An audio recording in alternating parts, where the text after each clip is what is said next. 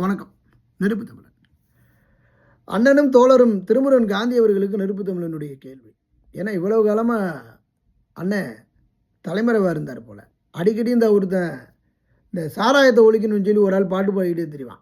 ஒரு 10 பேரை கூட்டிகிட்டு வந்து அந்த ஆளையும் ஆளை காணோம். அதற்கப்புறம் திருமுருகன் காந்தி என்னன்னா ஆளையே காணோம். திடீர்னு பார்த்தா எங்கேயோ இருந்து பொத்துக்கில் இருந்து வந்த மாதிரி திடீர்னு வந்து யார் தெரியுமா, போராடுவேன்னு தெரியுமா அப்படிங்கிறாரு. இப்போ இந்த திமுகவினுடைய ஆட்சியில் இவ்வளவு காலத்தில் எதுக்குமே ஒரு குரல் கொடுக்கல. இந்த சாராயத்தில் அத்தனை பேர் செத்து போனாங்க. அப்போல்லாம் இவர் எங்கே இருந்தாருன்னு தெரியல. ஒருவேளை இவர் சாராயங்கிறங்க குடிச்சு படுத்துட்டு வரான்னு தெரியல. திருமுருகன் காந்தினா ஆளையே காணும். ஆனால் இப்போ திடீர்னு வந்து நான் சீமானுடைய வீட்டை முற்றுகையிடுவேன் அப்படின்னு சொல்கிறாரு.